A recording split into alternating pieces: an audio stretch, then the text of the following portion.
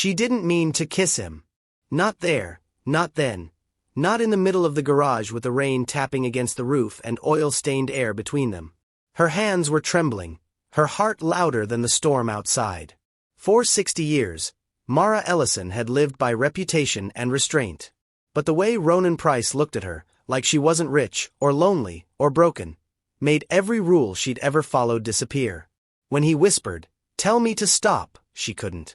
And in that moment, the woman who'd built an empire finally built something she could feel. No one who knew her name would ever believe what started that night. Before we begin, please like, subscribe, and tell me in the comments. Where are you watching from?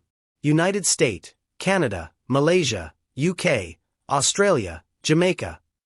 In the quiet edges of Cleveland, Ohio, winter didn't just visit, it stayed.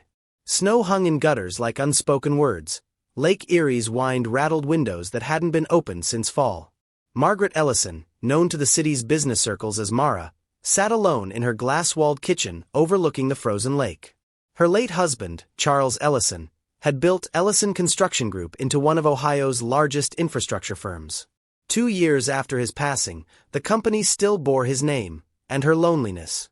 She was 60 now, statuesque, silver-haired, wearing discipline like armor.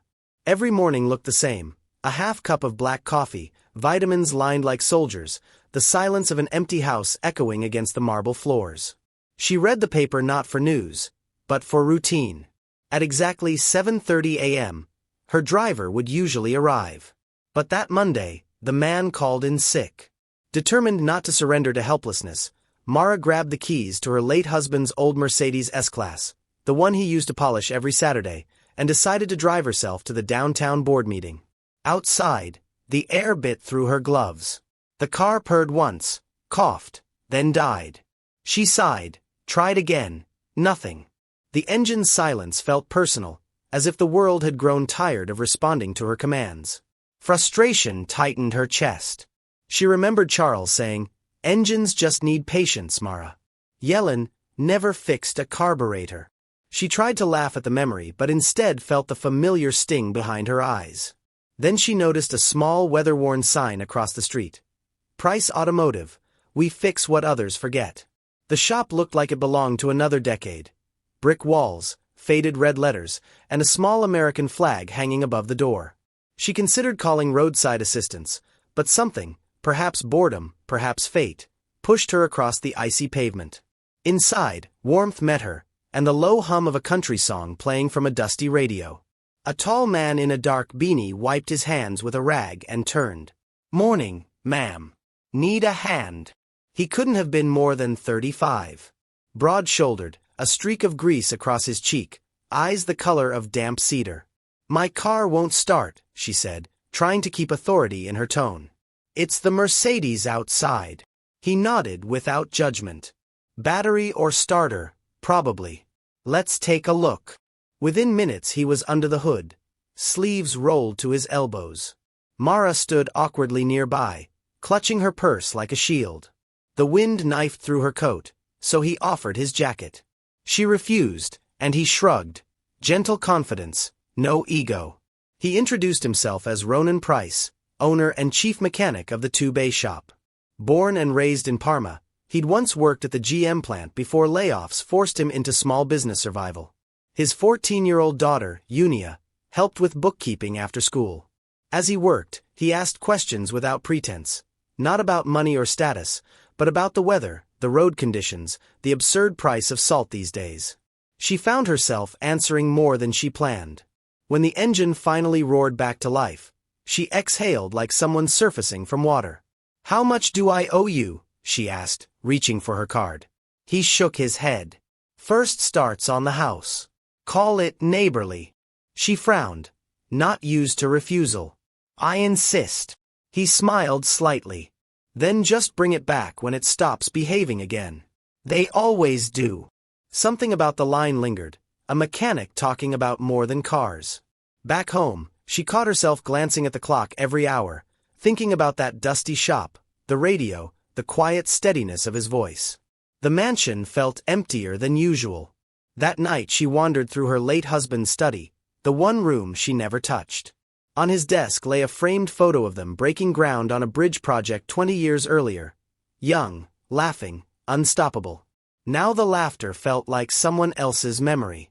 She noticed her left glove was missing. She searched the foyer, the car, the porch. Nothing. And then she remembered. She'd set it on Ronan's workbench when she'd reached for her wallet. A reason to go back. The next morning she drove to Price Automotive again. Ronan was tuning a truck engine. He looked up, surprised but not displeased. "You left this," he said, holding out the glove, now cleaned and folded. "Thank you," she said softly. He poured 2 coffees from a thermos, offered her one. "Figured you might need warming up. Lake Erie wind doesn't care how rich you are." She laughed, an unguarded sound that startled her. They talked longer than intended, about Cleveland winters, about his daughter's science fair project, about how grief sometimes feels like unfinished work. When she left, the sun was melting the snow into silver puddles. For the first time in years, Mara felt the faint hum of anticipation.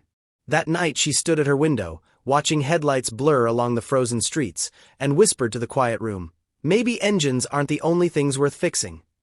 If you've ever believed that kindness can still thaw the coldest winters, stay for what happens next. Because Mara and Ronan are just about to discover that even in a city built on steel and sorrow, love can start with a stalled engine. Don't leave this story idle. Like, share and subscribe to keep the motor running. The wind had turned cruel in Cleveland, sweeping through the old neighborhoods like it wanted to erase them. Every morning, the streets outside Price Automotive shimmered with frost, and the air carried the scent of gasoline, salt, and tired dreams. Inside the small garage, a radio hummed old country tunes while Ronan Price worked beneath the dim light of a hanging bulb. His hands, scarred and steady, moved with the rhythm of a man who'd rebuilt more than engines in his lifetime. It had been a week since he'd last seen Mara Ellison. He hadn't expected her to return. Women like her, elegant, controlled, wrapped in quiet privilege, didn't usually drift back to places that smelled like oil and rust. But just before noon, he heard the chime of the shop door. She stepped inside, wrapped in a camel-colored coat, a paper bag from the bakery downtown in her hands.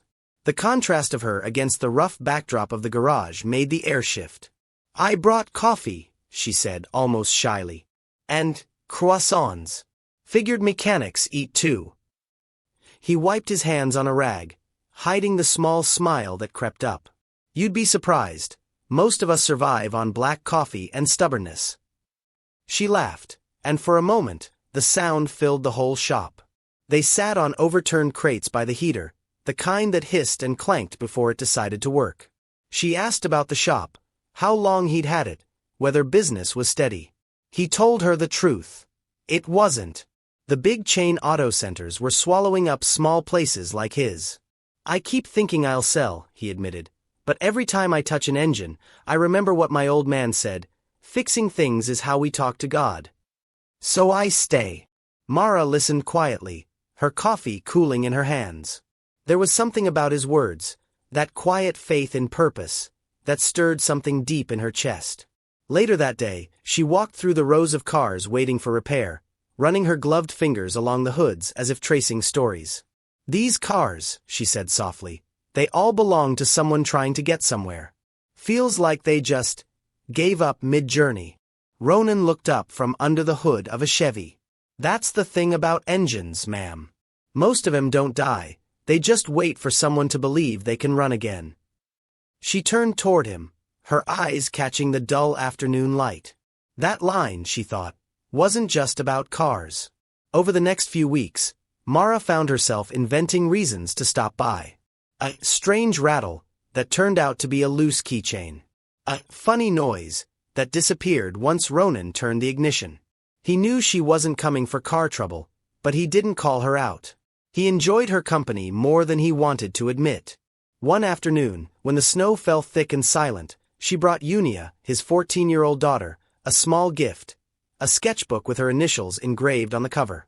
Unia had big brown eyes and a protective shell that only half worked. She looked at Mara with suspicion at first, but when she opened the book and saw the small note written inside, "For your drawings, because not every dream has grease on it," she smiled. That small moment cracked something open in the room. Later, after Unia left for her mother's house, Ronan stood by the doorway, watching Mara pack up her things. "She liked you," he said.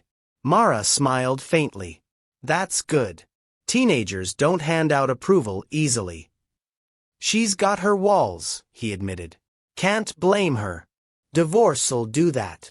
Mara nodded slowly. "So will loss." He glanced at her, catching the tremor behind her words. She hadn't spoken much about her late husband, but grief had a way of seeping through silence. "You miss him?" he asked gently. "Every day," she said, eyes fixed on the snow outside. "But not the way people expect. It's not the loneliness, it's the quiet after the noise. You get used to the hum of a life shared. When it stops, it's like the world forgot your frequency." Ronan leaned against the counter. "Then maybe it's time you changed the station." That earned him a look, the kind that said she wasn't sure whether to scold or laugh. She did neither. Instead, she whispered, "Maybe." As weeks passed, word began to spread around town. People whispered when they saw Mara's sleek car parked outside Price Automotive. Some assumed charity, others gossip. But Mara didn't care. For the first time in years, she felt part of something unpolished, something real. She'd spent decades surrounded by people who spoke in boardroom languages: profit, shares, margins. Ronan spoke in the language of effort: bolts, engines, trust. Still, their worlds couldn't have been more different. One afternoon, she invited him to lunch at Della's Diner, a small family spot off Detroit Avenue. The waitress, a friendly woman with tired eyes, called Ronan honey, and gave Mara the kind of smile that said, "You don't belong here, but I'll serve you anyway." "Over meatloaf and coffee," Ronan asked. "Why do you keep coming back here, Mara? You've got a life 10 miles above this one." She hesitated, setting her fork down. "Because here, no one asks what I'm worth, just how I'm doing." He nodded, quiet. When she got home that evening, the mansion felt colder than usual. She turned on the TV, but even the news anchors sounded distant. In the mirror, she saw not the CEO widow the world revered, but a woman with soft lines, tired eyes, and something new forming beneath the loneliness: courage. The next morning, she stood outside his shop again. Not to fix anything, not to explain. Just to be there. He looked up from a Ford engine, grinning. "Car's not broken this time?" "No," she said, smiling faintly. "Just thought you might need coffee." He wiped his hands, taking the cup. "You sure you're not just here to keep an eye on me?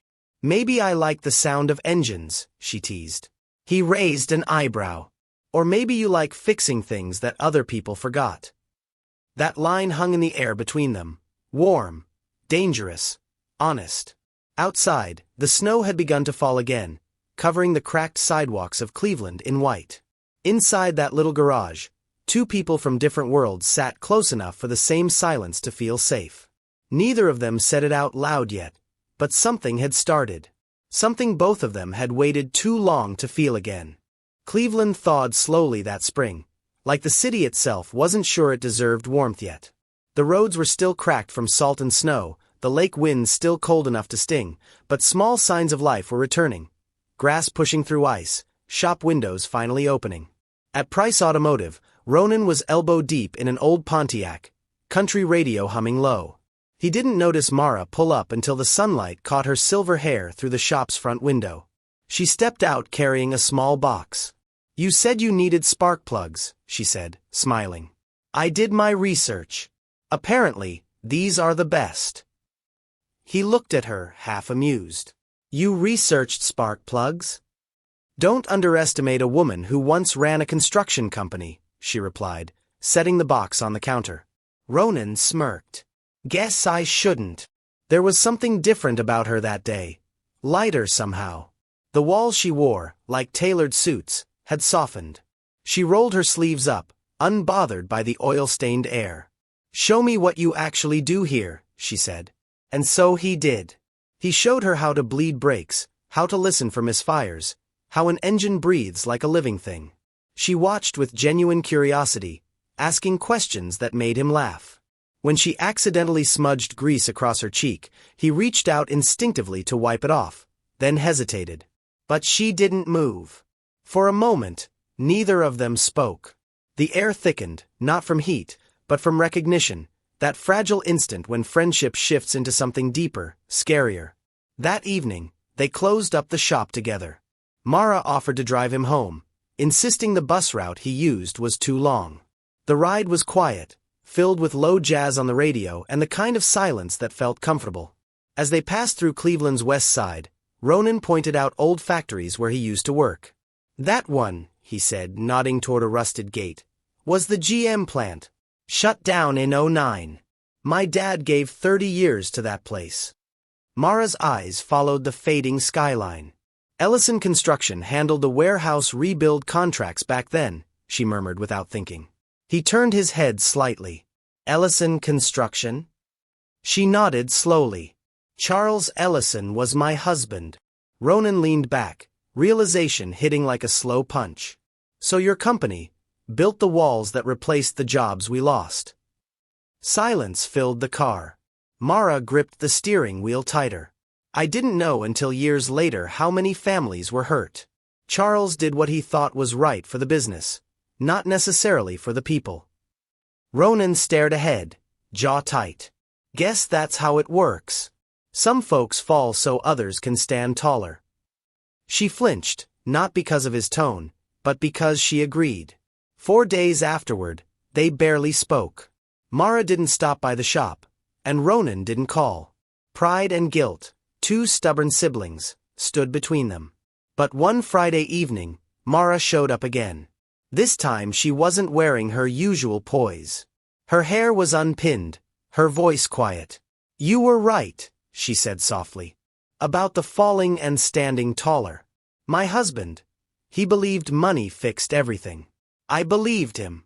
And somewhere along the way, I stopped seeing people. I don't want to be that woman anymore. Ronan didn't answer right away. He simply nodded toward a stool. Sit, he said gently. She did. He poured her coffee from his thermos, the same way he had months ago when they first met. That small ritual felt heavier now, sacred even.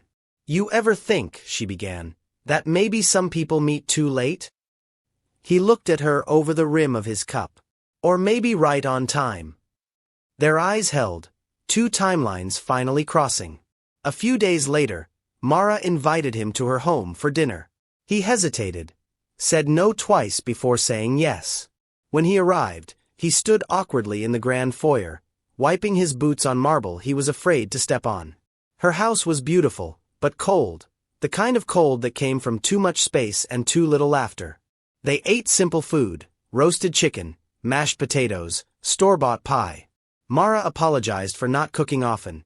Ronan admitted he mostly ate diner food. After dinner, they walked through her late husband's study. Photos lined the walls. Bridges, skyscrapers, highways. Legacies of steel and ambition. Charles built the world, Mara said quietly. But he never built a life that lasted. Ronan looked at the photos, then at her. Maybe now's your turn. She smiled faintly. And what about you? He shrugged. I build one car at a time. The simplicity of his words cut deeper than any speech. She reached out, placing a hand on his arm, not out of pity but gratitude. When he looked down at her, something unspoken moved between them. Not lust, not pity, just two broken hearts recognizing themselves. Over the next weeks, they found a rhythm. She'd bring lunch, he'd teach her the difference between a wrench and a socket. Sometimes they'd close early and sit outside the shop, drinking bad coffee, watching the sky over Lake Erie turn orange. But every story of connection carries the shadow of what came before. One evening, as they locked up, a man in a gray suit approached. Mrs. Ellison, he said, flashing a too familiar smile. Your husband's brother sends his regards. Ronan didn't like the tone. Mara stiffened. Tell Gerald I'm not interested in dinner, or business, or whatever this is. The man smirked. He just thinks you're distracted lately. Spending time in odd places. His eyes drifted toward Ronan. Would be a shame if the board started asking questions. When he left, the silence between them returned, heavier now. Who was that? Ronan asked quietly. My late husband's younger brother, she said, her voice trembling. He's always wanted the company. And he doesn't like anything that makes me look human. Ronan's hands tightened around the keys. Let him come. You've got nothing to hide. She smiled weakly. I wish that were true. As she drove off that night, the first raindrops hit the windshield. Inside the shop, Ronan watched her taillights fade into the dark, and for reasons he couldn't explain, fear flickered in his chest. By late February, Cleveland was drowning in snow again. The streets around Price Automotive had become narrow tunnels of white, and the lake winds carried a bitterness that could slice through denim and pride alike. Inside the small garage, the heater groaned against the cold.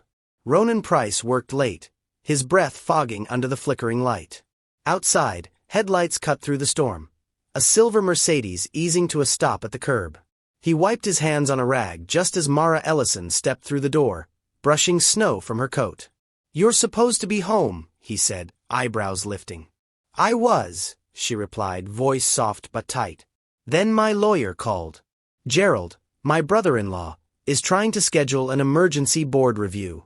He wants me out of Ellison Construction by spring. Ronan frowned. The same brother who sent that guy last week? She nodded. He's been circling since Charles died. And now that people are whispering about me spending time here. Let 'em whisper, Ronan cut in. You've done more honest living in this garage than most of them will in a lifetime. Her lips trembled with a smile that never quite landed. You always make things sound simple. Maybe they are, he said. You just need to stop apologizing for being human. That line hung in the air, sharp as the wind outside. The power flickered once, twice. Then the lights went out completely. Ronan swore under his breath. Transformer again, he muttered, grabbing a flashlight. You should wait in the car till it comes back. I'm fine here, she said, settling onto an old stool near the workbench. The cone of light from his flashlight painted her face in soft amber tones, silver hair catching the glow, eyes tired but alive. He found an old camping lantern and lit it, the small flame filling the shop with warmth. Guess it's just us and the dark now, he said. Could be worse company, she replied. They laughed quietly. Then came the silence, not uncomfortable, but close. Outside, the snow thickened, erasing the city into white noise. Mara looked around the shop, the hanging calendars, the dented toolbox, the photo of Unia taped near the clock. You've built something real here, she said. Even if it's small. Ronan shrugged. Small keeps me honest. Maybe that's why I keep coming back, she murmured. I spent decades surrounded by people who smiled at me for what I owned, not who I was. He looked up. And who are you, Mara Ellison? She opened her mouth, but no answer came.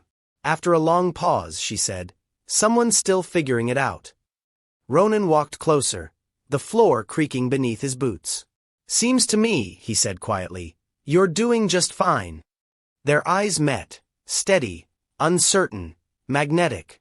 A gust of wind rattled the windows. The lantern flame fluttered, shadows dancing against the walls. Mara shivered. Cold? He asked. Maybe a little. Without thinking, he draped his flannel jacket over her shoulders. She pulled it tighter, breathing in the faint scent of oil and pine soap. You're freezing, she said, noticing his bare arms. I've worked in worse. She smiled faintly. I believe that. He sat down beside her on the stool. For a long time, they said nothing. The only sound was the wind outside and the soft ticking of the lantern flame. Then softly, Ronan, she said, do you ever wonder what people would say about this? He looked at her, eyes steady. People always talk, but they don't have to live with the silence that comes after. She exhaled, a shaky breath she hadn't realized she was holding. Something in that moment, the flickering light, the snowstorm outside, the way their world seemed to shrink to the same heartbeat, made the distance between them disappear. He reached for her hand. She didn't pull away. The warmth of his calloused fingers against hers felt like a secret they hadn't meant to share. Mara, he began, but she silenced him with a look, Not command, not fear, just understanding. When he leaned in, the lantern flickered once more, as if even the air knew something sacred was happening. Their first kiss wasn't cinematic. No music, no perfect angle. Just two souls finding each other in a world that had forgotten how to listen. Hours passed. The storm outside eased, leaving the city muffled in white. They sat wrapped in quiet, her head resting against his shoulder. "This shouldn't make sense," she whispered. "Maybe it doesn't have to," he said. "Maybe it just has to feel right." She smiled against his arm. "You always know the right thing to say." He laughed softly. "Trust me, that's new." When the lights finally flickered back on, they both blinked, disoriented, the real world intruding again. Mara stood, smoothing her hair, the weight of what had happened settling between them. "I should go," she said quietly. Ronan nodded. "Drive slow." She hesitated in the doorway, then turned. "You'll see me tomorrow?" He smiled. "I'll be right here." And then she was gone, swallowed by the white glow of morning snow. That night, Ronan couldn't sleep. He sat at his kitchen table, staring at the photograph of his daughter taped to the fridge. Unia's smile, open, trusting, made him wonder what kind of example he was setting. He'd told himself for years that love after loss was for other people. But Mara wasn't other. She was warmth in a cold place, and for the first time since his divorce, the silence in his home didn't feel so heavy. Across town, Mara lay awake in her lakefront bedroom, still wearing his jacket. The scent of him, soap, sweat, honesty, clung to her skin. For the first time in years, she didn't feel like a widow or a CEO. She felt human. And that terrified her. Because she knew what would come next. The gossip, the judgment, the board's disapproval. But somewhere inside, a voice whispered, "Not every scandal is a mistake. Some are just stories the world isn't ready for." She closed her eyes and let herself imagine the impossible. A life not measured in board meetings or shareholder votes, but in laughter, warmth, and the sound of an engine starting on a snowy night. If you've ever believed that love can still bloom long after the frost has settled, don't let this story fade in the snow. Stay with it, because what comes next will test every promise, every heartbeat, and every reason they thought love had an age limit. Hit like, subscribe, and keep your heart tuned in. By the time March thawed into a hesitant spring, Cleveland had already begun to gossip. It started at Della's diner, as most small-town scandals do. Someone had seen Mara Ellison's silver Mercedes parked outside Price Automotive for the fourth time in a week. Someone else said they'd seen her laughing with a younger man who wore grease-stained jeans and a flannel jacket. Within days, the whispers turned into murmurs, and the murmurs into quiet judgment that spread from neighborhood coffee counters to polished downtown boardrooms.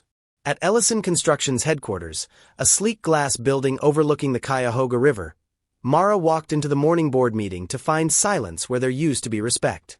Her assistant avoided her eyes. Two of the senior partners exchanged glances.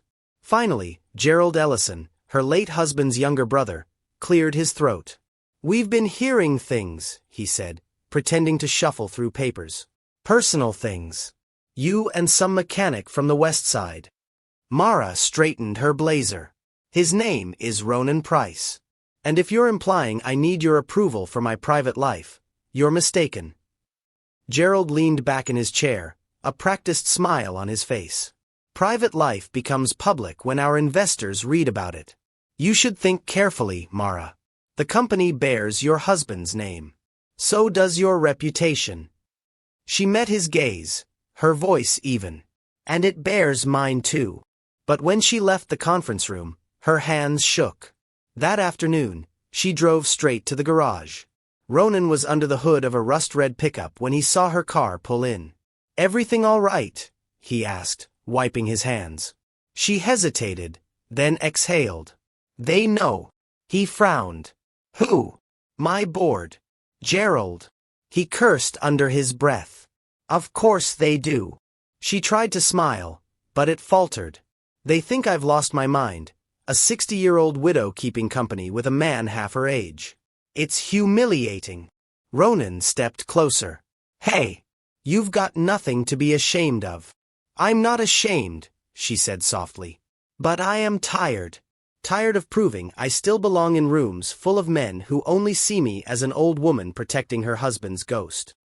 He studied her for a moment, then reached for her hand, not in comfort but solidarity.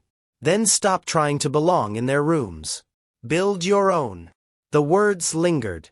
She didn't answer right away, but something in her eyes flickered, a small rebellion taking root. Over the next weeks, the gossip grew teeth. A local business blog published an anonymous tip. Sources confirm Ellison Construction's CEO is romantically involved with a local mechanic. Concerns arise about judgment and corporate image. Within hours, Mara's phone flooded with messages.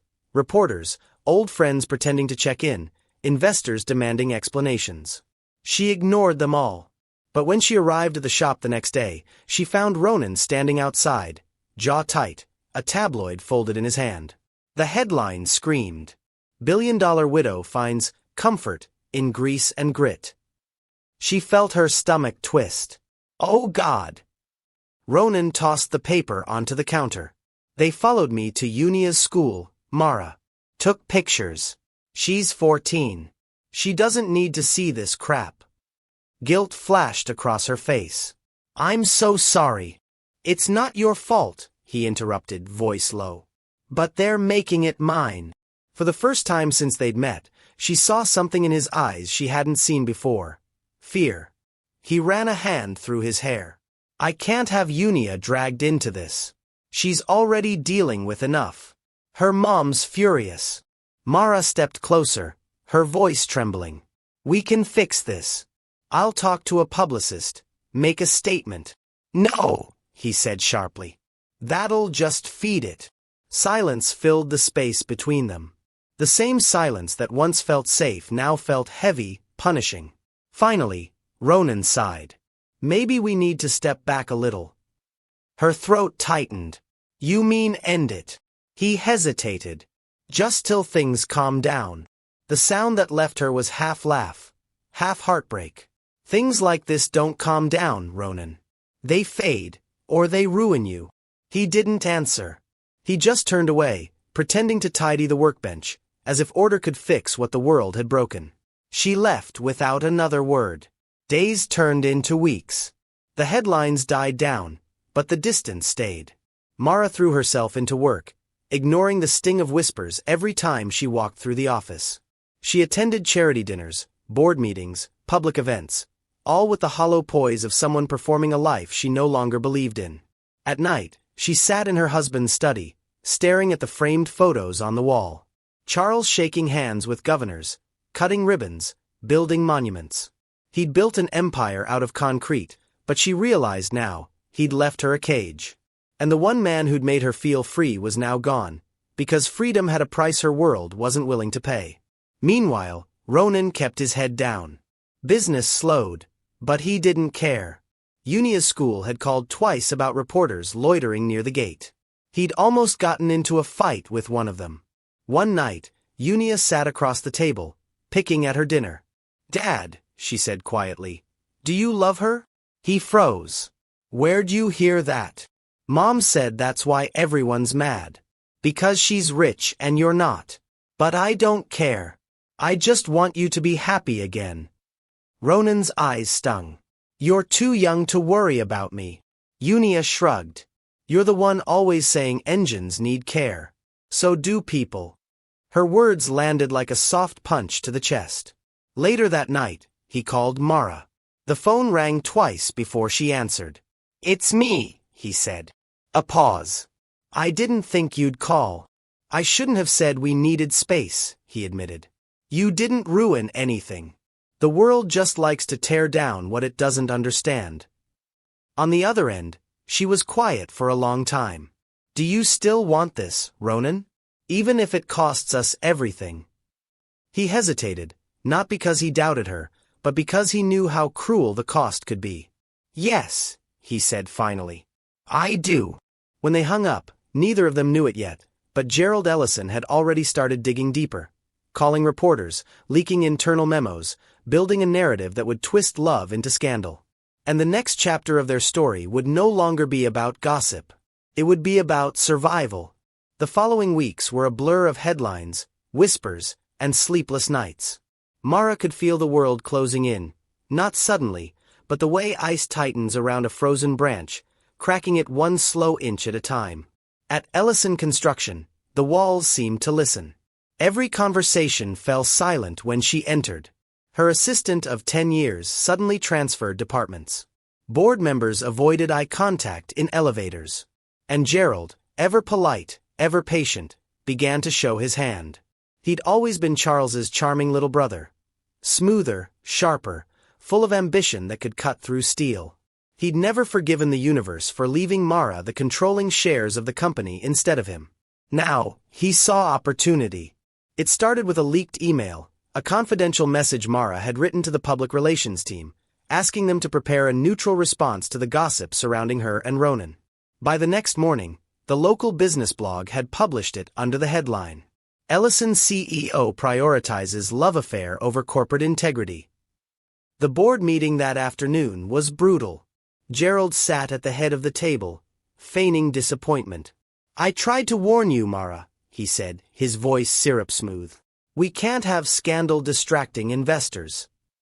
"This isn't scandal," she replied, her voice low but steady. "It's my life." He smiled thinly. "Your life affects every paycheck in this company." Mara looked around the room. Men and women she'd mentored, trained, supported. None met her eyes. "This company was built on my husband's back," she said, "and held together by mine. If my personal choices bother anyone here more than the bridges we've built, then maybe this board needs new priorities." But even as she spoke, she could see it. The decision was already made. The vote for temporary suspension of leadership authority passed by narrow majority. Gerald was appointed interim acting director. Mara walked out before they could offer their hollow sympathies. Outside, rain blurred the glass skyline of Cleveland, smearing it into a watercolor of gray. That night, she sat in her late husband's study, the fire burning low. The framed photos of Charles seemed to watch her. Smiling, confident, powerful. She whispered to the room, "You left me your company but not your strength." Her phone buzzed. A text from Ronan. "Heard about the vote. I'm coming over." She typed back, "No. Please don't. Not tonight." But 30 minutes later, headlights flashed across the driveway. When she opened the door, he stood there, soaked from the rain. "You shouldn't be here," she said weakly. "I'm not here for shoulds," he said, stepping inside. "I'm here because I love you, and I can't just stand back while they tear you apart." She shook her head. "They're not just tearing me apart, Ronan. They're coming for you too." He frowned. "What do you mean?" She handed him a folded paper, a printed news article. The headline read, "Mechanic's Shady Past Raises Questions About Ellison CEO's Judgment." Beneath it was an old photo of Ronan from years ago, a mugshot from a wrongful arrest after the GM layoffs, something he'd never hidden but never wanted dragged into the light. Ronan's jaw tightened. "They're really digging that deep?" "Gerald," she whispered. "He's doing it. He wants me humiliated. He wants you ruined." Ronan crumpled the paper in his hand. "Then let him come at me. I've survived worse." But she could see it in his eyes. Anger, yes, but also the exhaustion of a man who'd fought too many battles with too little armor. He turned away, pacing. "This is exactly what people said would happen. I'm the fool who thought the world wouldn't notice when someone like you loved someone like me." "Don't say that," she snapped. "Don't reduce this to what people think. You and I live in different worlds, Mara," he interrupted. "You walk into rooms that bow to your name. I walk into them and get followed by security. You can survive gossip. For me, it's another scar." Her heart broke with every word. "You think I don't know the difference between our lives," she said softly. "You think I don't see it every time I step into your shop and see the stairs? But I chose this. I chose you." He looked at her then, eyes wet, voice breaking. "And what did that choice cost you?" She didn't answer. She didn't need to. The silence was its own confession. He left before midnight, the sound of his truck fading down the empty road. For the first time in years, Mara cried. Not the restrained tears she allowed herself during lonely nights, but the raw, shaking sobs that come when a person finally stops pretending they're fine. She woke up the next morning feeling older than 60. The house felt colder, the lake darker. She called her lawyer, her assistant, her PR team, anyone who could stop the bleeding, but the damage had already taken root. Gerald issued a statement the next day. Mrs. Ellison has chosen to take personal leave due to health and emotional stress. The company's leadership remains committed to stability. Lies, wrapped in sympathy. The city believed them. Mara stopped going to the office. Stopped answering calls. She told herself it was temporary, that she'd rebuild her name, clear Ronan's, take back the company. But deep down, she knew something had shifted permanently. The empire she'd inherited had turned its back on her. The man she loved had walked away to protect his daughter from her world. And somewhere in the middle, her own reflection began to blur. A week later, she drove past Price Automotive but didn't stop. Through the glass, she could see him inside, bent over an engine, sleeves rolled up, the same old radio humming in the background. He looked calm, the way he always did when his hands were busy. She thought about getting out, walking in, saying something simple like "I'm sorry" or "come home," but fear stopped her. Instead, she rolled down the window, letting the cold air slap her awake. For a moment, their eyes almost met. Then she drove off, leaving nothing but the faint echo of his name in the wind. That night, she stood by the lake, the city lights flickering across the water. Somewhere behind her, the world was spinning its cruel stories of scandal, betrayal, foolish love. But for once, she didn't care. She whispered into the night, "If love is my mistake, I'll keep making it." The waves didn't answer, but the reflection that stared back at her didn't look defeated anymore. It looked human. If you've ever loved someone the world told you not to, if you've ever watched everything fall apart and still believed in one last repair, don't walk away now. Because for Mara and Ronan, what comes next isn't the end. It's the reckoning before redemption. Stay with their story, like and subscribe to this channel, because the hardest hearts to rebuild are always the ones worth saving. The days that followed blurred together. Not like time flying, but like time drowning. Mara stopped marking her calendar. The calls from her lawyers and investors went unanswered. She deleted emails without reading them. Even the lake outside her window seemed to withdraw, gray and silent, as if ashamed to look her in the eye. The Cleveland Journal published the final blow. Sources confirm: Ellison CEO under investigation for misconduct and financial negligence. A lie, but lies didn't need proof when people wanted to believe them. Behind the scenes, Gerald Ellison had orchestrated it perfectly. He'd hired a private investigator, leaked half-truths, twisted documents. To the outside world, he looked like a responsible executive protecting the family business from a fragile widow blinded by romance. By April, Mara's image, once synonymous with power and elegance, had become gossip fodder. Former colleagues stopped calling. Old friends sent sympathy cards instead of invitations. At 60, she found herself sitting alone in her lakefront mansion, surrounded by things that suddenly looked useless. Polished furniture, fine art, clothes still tagged from a life that no longer fit. One night, unable to sleep, she poured herself a glass of bourbon, her late husband's drink, and wandered into his old study. His portrait hung above the fireplace, that same confident smirk staring down at her. For years, she'd tried to live in the shadow of that man, to protect the name he'd built, to be the widow the world expected. Now, that name was suffocating her. "You'd hate me for this," she whispered to the painting. "For choosing someone who makes me feel alive instead of important." The silence that followed was louder than any judgment. The next morning, a knock echoed through the house. Mara hesitated before opening the door. Standing there was Ronan Price, wind-bitten, eyes tired, holding an envelope. She froze. "You shouldn't be here," she said softly. "I know," he replied, "but I couldn't keep watching from a distance." He stepped inside, removing his hat. His clothes smelled faintly of motor oil and rain. He looked like a man carrying both guilt and purpose. "I read the paper," he said. "They're trying to bury you." "They already have," she murmured, moving toward the fireplace. "Gerald made sure of it." Ronan frowned. That man's poison. I could tell from the first time I saw him. She sighed. He's also family. Which means he knows exactly where to cut deepest. They stood in silence, the crackling fire the only sound between them. Finally, Ronan said, I didn't come here to talk about him. He handed her the envelope. Inside was a folded piece of paper, handwritten, neat, deliberate. She unfolded it slowly. Mara, I don't know what tomorrow looks like, but I know what today feels like, wrong without you in it. I've spent my life fixing what's broken, but this time, I think you're the one who taught me how. If you still want me, the man, not the mess, I'll stand beside you. Not behind you. If not, then thank you. You showed me that kindness isn't weakness, and love doesn't have an age limit. R.P. Her eyes blurred before she reached the end. When she looked up, Ronan was staring into the fire. You don't owe me anything, he said quietly.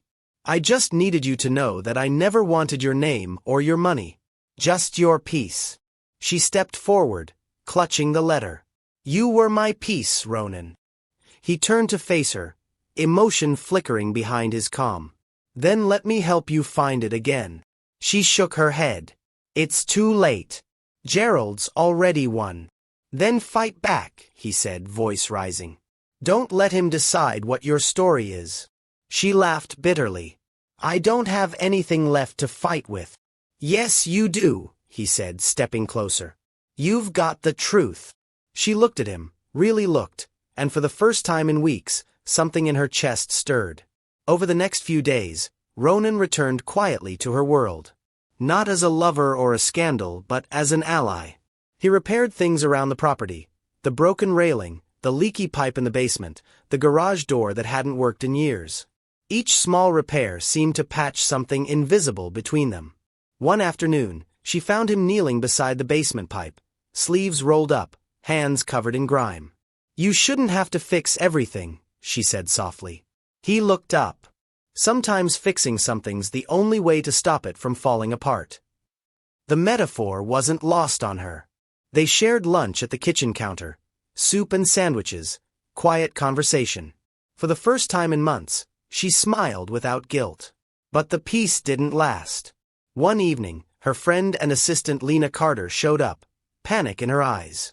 You need to see this, she said, handing Mara a printed document. It was a formal notice, an emergency shareholder petition to permanently remove her from the company board. The motion was already signed by Gerald and a majority of the investors. Mara felt the blood drain from her face. He's taking everything. Lena nodded, lowering her voice. And he's spreading rumors that you're unfit to manage finances. That Ronan influenced you. Ronan stepped into the room, hearing his name. He's blaming me now. Lena nodded grimly. He's painting you as some opportunist who used her grief. I'm sorry. Mara closed her eyes. It's over. Ronan's voice softened. Then let it end on your terms. What does that mean? She asked. It means walk away before they drag you through more mud. They can take the company, but they can't take your name, not if you own the ending. She looked at him for a long moment. And what about you? He smiled faintly. I'll be fine. I've been fine all my life. But she heard the ache beneath his calm. That night, after Lena left, Mara sat by the fire again, reading Ronan's letter one more time. The words glowed like small embers in her hands, steady, patient, waiting to be believed. She whispered to the empty room, maybe peace isn't something you find. Maybe it's something you choose. Outside, snow began to fall again. Slow, quiet, almost merciful. Upstairs, she wrote a letter of her own. To Gerald. To the board. To herself. She didn't know what it would mean yet, only that for the first time in months, she was done hiding. By morning, the letter was sealed, stamped, and sent. Whatever happened next would no longer be decided by rumor, bloodline, or corporate greed. It would be decided by truth, and by the woman who'd finally remembered who she was before the world told her otherwise. And somewhere across town, in a dimly lit garage, Ronan Price looked out the window at the falling snow, whispering her name like a promise. Spring in Cleveland always came like an apology, Gray skies giving way to reluctant sunlight, the lake trading its ice for restless waves. For the first time in months, Mara woke to the sound of gulls instead of silence. Her lawyer, Evelyn Hart, called early. The board hearing is confirmed for Thursday. Gerald's moving fast. Mara sat at her kitchen table, letter in hand, the one she'd written days before. Then so am I, she said. Evelyn hesitated. You understand what's at stake? They're accusing you of financial negligence, emotional instability, and falling in love with someone they don't approve of? Mara interrupted. Yes, I'm well aware. Evelyn sighed. Just remember, truth isn't always enough to win. Then it'll have to be today, Mara replied. The day of the hearing arrived gray and heavy. Outside Ellison Construction's downtown tower, reporters gathered like crows, microphones ready, camera lights flashing. Headlines scrolled across morning news banners. Ellison Empire on trial. Family power struggle erupts in Cleveland. Inside, the boardroom smelled of polish and tension. Gerald stood near the window, immaculate as ever in a navy suit. He smiled when he saw her. Mara, he said smoothly, I was hoping you'd show. For closure's sake. Closure comes after truth, she answered, walking to her seat. He tilted his head. Truth is subjective. Only for people afraid of it, she shot back. Evelyn placed her files on the table while Gerald's lawyer, a tall man with a voice like cold steel, began reading the charges. He spoke of irregular withdrawals, questionable donations, and personal entanglements compromising fiduciary duty. Each word was designed to bruise. Mara listened without flinching. When they finished, the chair of the board, a gray-haired woman who'd once called Mara her mentor, asked softly, Mrs. Ellison, do you have a response? Mara rose, smoothing her jacket. Yes, she said. But before I speak, someone else needs to be heard. The doors opened. Ronan stepped in. Clean-shaven, wearing a borrowed suit that didn't quite fit, but standing taller than anyone in the room. A quiet murmur rippled across the table. Gerald's eyes narrowed. This isn't a courtroom, he hissed. We don't allow. You allowed my character to be destroyed in public, Mara said evenly. You'll allow the man you destroyed it with to speak. The board hesitated. The chair nodded once. Proceed. Ronan walked to the front, clearing his throat. I'm not a businessman, he began. I fix cars. But I know something about structure. When an engine's cracked, you don't patch it with lies. You rebuild it with truth, piece by piece. He looked around the room. Mara Ellison gave people work when my city had none. She helped families through the layoffs you all forgot about. And when she met me, she didn't see a story. She saw a man trying to keep his daughter fed. He paused, voice steady. You can call that weakness. I call it grace. For the first time, Gerald's practiced smile faltered. Mara stepped beside Ronan. Everything you've heard today, the rumors, the twisted numbers, comes from one man's ambition. She faced Gerald directly. You think you're saving the company, but all you've built is fear. Gerald rose from his chair. Don't you dare lecture me about legacy. I spent my life cleaning up your husband's messes while you played the grieving queen. Gasps fluttered through the room. Mara's expression didn't change. You always envied your brother, she said quietly. Not because of his success, because he had someone who believed in him. And you never earned that. Gerald's fists clenched. You can't prove anything. Mara turned to Evelyn, who handed her a folder. Actually, I can. Inside were printed bank records, transfers Gerald had authorized to offshore accounts under the guise of consultancy fees. The trail was clear. Evelyn spoke firmly. We discovered these last night. Funny thing about lies, they leave receipts. The board erupted in whispers. Gerald's lawyer stammered, asking for recess. Mara stayed standing. You wanted my downfall to look righteous, Gerald. But all it's shown is how far you'd go to take what was never yours.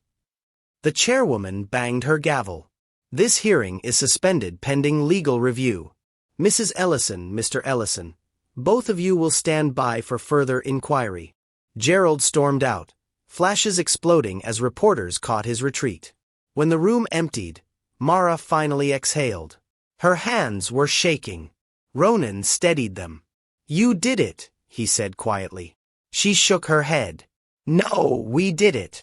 Outside, the hallway was lined with journalists. Questions flew, about Gerald, the scandal, the affair. Mara stopped only once, turning to the cameras. "I'm stepping down," she said. The reporters froze. "What?" Evelyn whispered behind her. Mara's voice was calm. "I'm retiring from Ellison Construction effective immediately.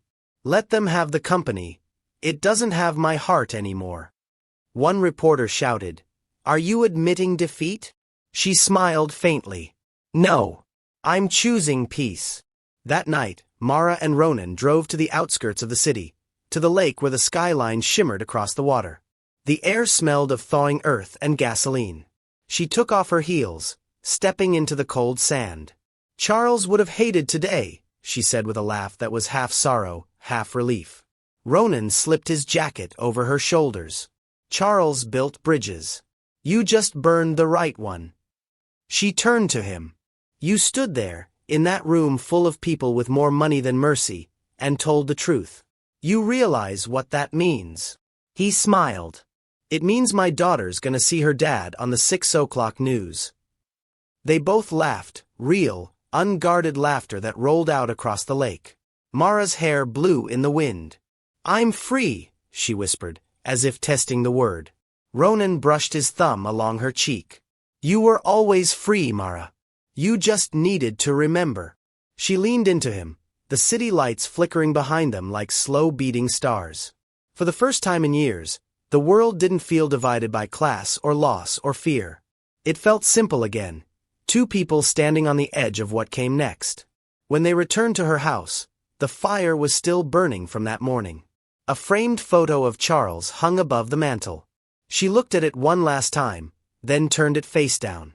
"Good night, old world," she murmured. Ronan placed his hand over hers. "Tomorrow's ours." Outside, spring rain began to fall. Soft, cleansing, like a benediction over everything they'd endured. Summer settled slowly over Cleveland, washing away months of gray. The lake glittered again, children rode bikes through cracked streets, and for the first time in years, the city felt alive. Down on West 73rd Street, where a rusted warehouse once stood, a new sign gleamed in the morning sun. Ellison Price Motors and Foundation. We fix more than engines. Inside, the air smelled of fresh paint and sawdust. The garage had been rebuilt from the ground up. Bright red bays, polished floors, a small classroom in the back. On one side, a mural painted by local teens showed two hands tightening a bolt beneath a rising sun. Ronan tightened the last screw on a display plaque, then stepped back. His flannel shirt was replaced by a clean gray uniform with his name stitched above the pocket. His daughter Unia stood beside him, tablet in hand.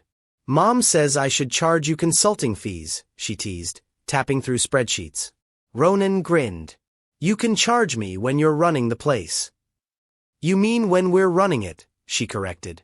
He looked toward the open doors, where Mara stood holding 2 cups of coffee, smiling. The morning light framed her silver hair, but it wasn't the shine that caught him, it was the ease in her face. "Everything looks perfect," she said, handing him a cup. He sipped. "Still needs a few bolts of stubbornness." "That's your department," she replied. After the board scandal, the world had waited for Mara to disappear quietly. Instead, she did the opposite. She sold her remaining shares in Ellison Construction, liquidated part of her estate, and invested in something smaller, something real. Together, she and Ronan created the Ellison Price Foundation for second chance trades, offering scholarships to single parents, laid-off workers, and at-risk teens. The garage doubled as a learning center where mechanics taught basic auto skills and financial literacy. It wasn't glamorous. It wasn't newsworthy. But it was honest. And for Mara that was enough. One afternoon, as cicadas buzzed outside, Ronan was teaching a group of trainees how to rebuild a carburetor. Mara sat nearby, reviewing grant applications. An older man approached, a former Ellison construction worker. His hands shook slightly as he held out a photograph of the bridge he'd helped build 20 years ago. "I never thought I'd see the Ellison name again and not feel bitter," he said. "Thank you for what you're doing here." Mara smiled, touched his arm, and said quietly, "Thank you for reminding me why we build at all." When he left, Ronan turned to her. "You okay?" She nodded. For the first time in a long while. Later that evening, they closed up the shop and drove to the lake. The air was warm, the sky painted in gold and violet. They sat on the hood of Ronan's truck, sharing sandwiches and the comfortable quiet of people who'd stopped needing to fill every silence. Mara watched the sun dip low. "You ever think about how strange it is? All the things that had to go wrong for us to find each other." Ronan smiled. "Guess the wrong turns are the ones that take you home." She leaned against him, eyes half closed. "I spent 30 years building things that lasted forever. Bridges, towers, walls. Turns out forever isn't made of concrete. It's made of moments like this." He brushed a strand of hair from her face. "And grease stains," he added.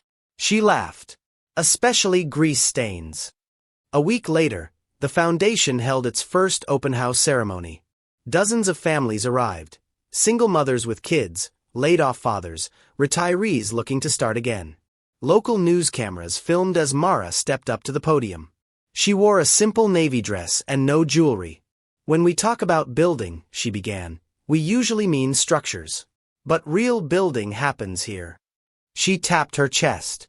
"In the courage to start over, no matter how late it feels." She paused, glancing at Ronan and Unia in the front row. "This program isn't just about engines. It's about giving people their hands back, their purpose back. Because when someone believes you're worth fixing, you start to believe it too." Applause rose, not the polite kind, but the heartfelt kind that makes a person's throat tighten. Afterward, a teenage girl approached Mara with grease on her hands and tears in her eyes. "My dad said no one hires people like me," she said. "But Mr. Price said I could learn here. So I'm staying." Mara hugged her. "Good.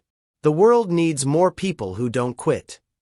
Ronan watched from a distance, pride settling quietly in his chest. That night, after the guests had gone, they lingered in the empty shop. The air smelled faintly of oil and lemon cleaner. Mara stood before the mural, tracing her finger along the painted sun. "You ever think Charles would forgive me?" she asked softly. Ronan moved behind her, wrapping his arms around her waist. "You don't need his forgiveness," he said. "You already built what he never could, something that heals instead of just stands." She turned, eyes glistening. "You always know what to say." He kissed her forehead. "You taught me. One small fix at a time." Outside, the neon sign buzzed faintly, its light reflecting across the windows. The world moved on, traffic humming, waves lapping, city lights blinking awake. But inside that modest garage, time finally rested. Months passed. The foundation flourished. Ronan hired more instructors. Unia started her first year at a nearby college.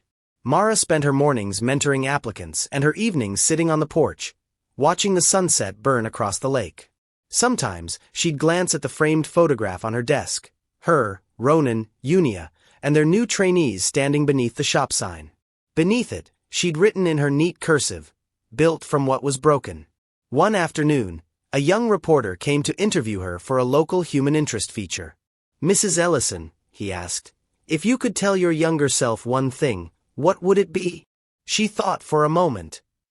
"I'd tell her that wealth doesn't make you rich, connection does. And that sometimes, the heart starts running again the moment you stop trying to control it." He nodded, quietly recording every word. When he left, Mara returned to her desk, opened a new letter, and began to write grants for next year's apprentices. The world outside continued its ordinary rhythm, but inside, she felt the peace she once thought impossible. That night, she and Ronan closed the garage together. As the door rattled shut, she looked up at the glowing sign one last time. "You realize," she said with a grin, "you never did fix that squeaky hinge." He chuckled. "I figured we'd leave one thing imperfect." Gives us a reason to keep coming back. They walked to the truck, hands intertwined.